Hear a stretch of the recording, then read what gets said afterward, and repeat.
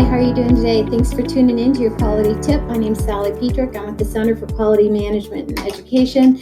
I'm a former teacher, K-12 administrator, a master black belt in Lean Six Sigma, and the co-author of this book, Lean Six Sigma in Education, a quality framework for school leaders, which you can pick up on Amazon.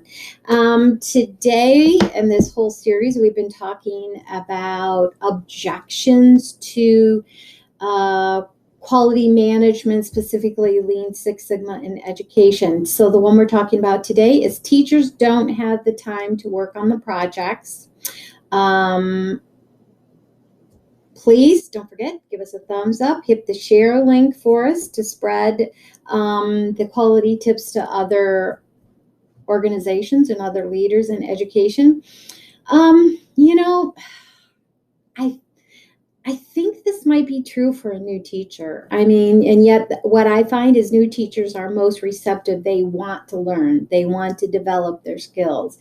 Yet as a new teacher, I will tell you, if you remember, it's overwhelming to try to plan everything out the first time, get everything aligned, organized, develop your systems and your processes in your classroom, figuring out how to look at your data and how to get to everything. So I would say that if you're a new teacher, then yeah, that might be a legitimate reason. But after you've been teaching a few years, you kind of know how to get the data, you got your system down, you tweak it every single year and look at it and try to improve it, but it's not as overwhelming as your first year. So I would say, why would you ask, why don't you have time to improve your process? As a school leader, that's what I would say. Why don't you have time? Why do you have time to do it over and over and over again with inefficiency and reteach kids over and over again and have the same discipline problems and the same issues over and over again and not try to improve it? I don't understand that. That doing it over and over again ineffectively or inefficiently affects your performance and your personal life. If you're like me, I worried about the kids. I wanted them to improve. I wanted to do a good job. I wanted to have growth at the end of the year.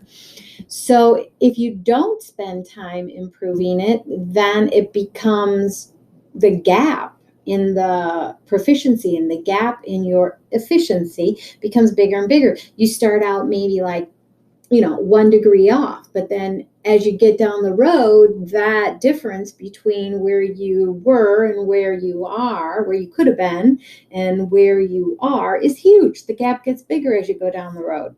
So why wouldn't you spend time to become more effective and more efficient? You drive a car. You don't just drive a car on the ground. You change the oil. You do maintenance on it. I mean, don't you? I mean, are you somebody who just drives a car and never changes the oil on it? No. If you cook in the kitchen, if you do any cooking at all for your family, you're going to eventually have to sharpen the knives in that. You're going to have to eventually improve.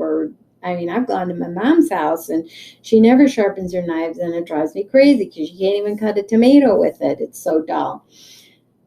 So eventually you're going to have to do some type of maintenance and improvement. That's just part of doing things and having a car and trying to cook with the same knife over and over again.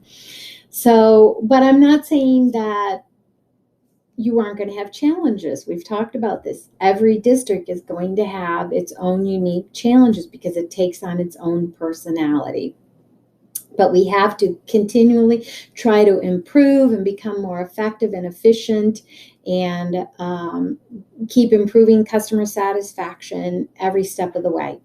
Thank you very much for tuning in. Don't forget, give us a thumbs up, hit share, hop on over to the link, Lean Six Sigma Education, to get this book.